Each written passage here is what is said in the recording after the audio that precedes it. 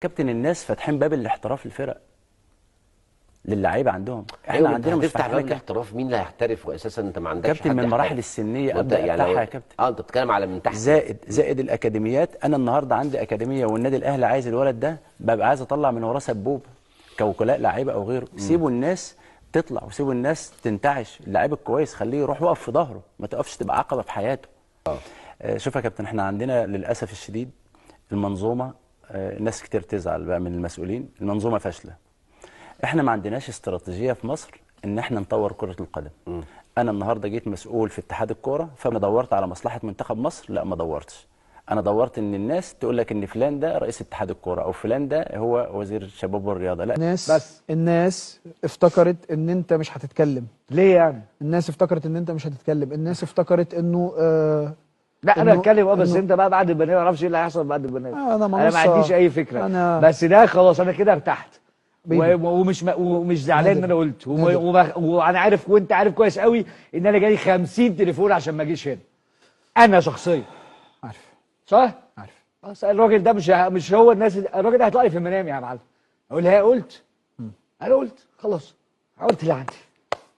اقول لك نادر، هيثم، دكتور اشرف، النادي. انا نادر اهو قدامك. عندك اي اسئله ليا تانيه؟ لا. بس حد عايز مني حاجه تانيه؟ لا. ممكن امشي؟ ممكن امشي كده زراعه؟ طيب شكرا. هتيجي فوق. تعالى. اشكرك. اشكرك. انت راجل جدع ومحترم وربنا هيوفقنا ان شاء الله والدنيا هتنضف هتبقى كويسه. ممكن حد يجي يشيل الحاجات دي؟ يلا سلام يا كبير.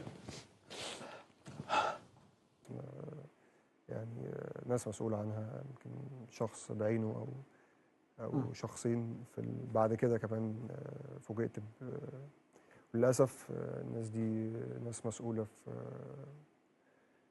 في البلد، ودي حاجه يعني ما تطمنش، يعني انك ان شخص يبقى مسؤول في البلد وما يبقاش حريص على مصلحه البلد. مسؤول في مسؤول في الكوره الكوره ومسؤول في البلد، يعني ناس مسؤوله في البلد ليها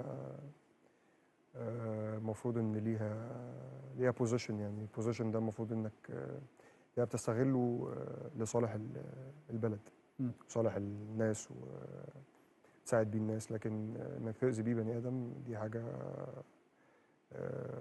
يعني كانت صعبه جدا، ونتيجتها حصلت فيا.